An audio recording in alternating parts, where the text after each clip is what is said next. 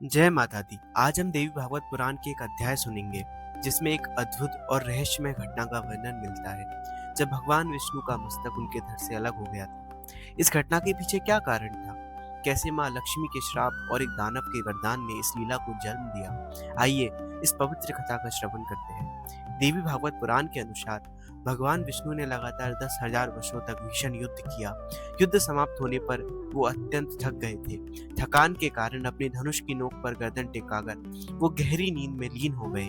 इसी दौरान ब्रह्मा जी, शंकर जी सहित सभी देवी देवताएं एक महान यज्ञ के लिए एकत्रित हुए, परंतु विष्णु जी की उपस्थिति के बिना यज्ञ का आरंभ कैसे हो सकता था?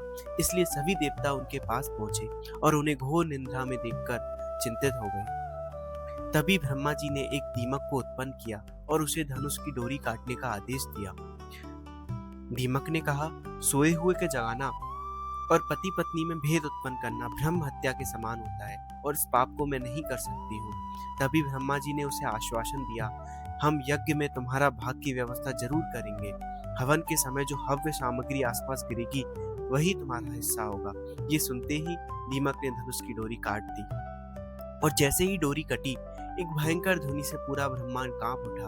धरती कंपित हो गई, तारे टूटने लगे और जब सब कुछ शांत हुआ तब देखा गया कि भगवान विष्णु का मस्तक कटकर अलग जा गिरा है। यह दृश्य देखकर सभी देवता शोक में डूब गए। तब ब्रह्मा जी ने सबको आश्वासन दिया, और शोक ना करो, ये सब देव योग है, अवश्य ही इसमें देवी आदिशक्ति की कोई अच्छा समाहित है। तभी उन सब देवताओं ने माँ आदिशक्ति की स्तुति करी और माँ आदिशक्ति वहां प्रकट हुई और उन्होंने कहा कि इस घटना के पीछे मेरी ही लीला है। एक बार भगवान विष्णु माँ लक्ष्मी के मुख को देखकर हंस दिए थे। माँ लक्ष्मी के हृदय में एक क्षण के लिए संदेह उत्पन्न हुआ, क्या प्रभु ने किसी अन्य स्त्री को मेरा स्वत बना लिया है?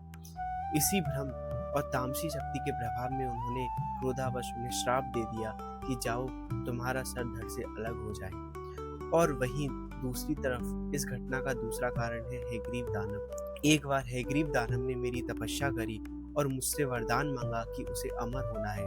तभी मैंने कहा कि हे हैग्रीव, जिसका जन्म हुआ है उसकी मृत्यु तो निश्चित है, तो मैं तुम्हें यह वरदान नहीं दे सकती हूँ।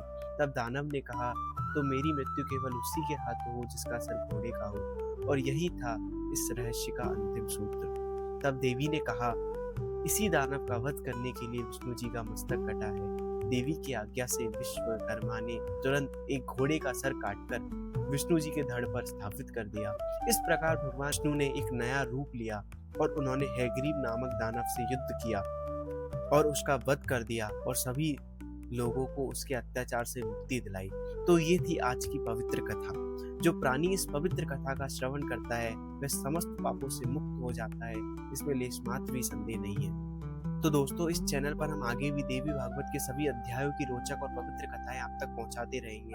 अगर आपको ये कथा पसंद आई हो तो जय माता दी अवश्य लिखें। जय माता दी।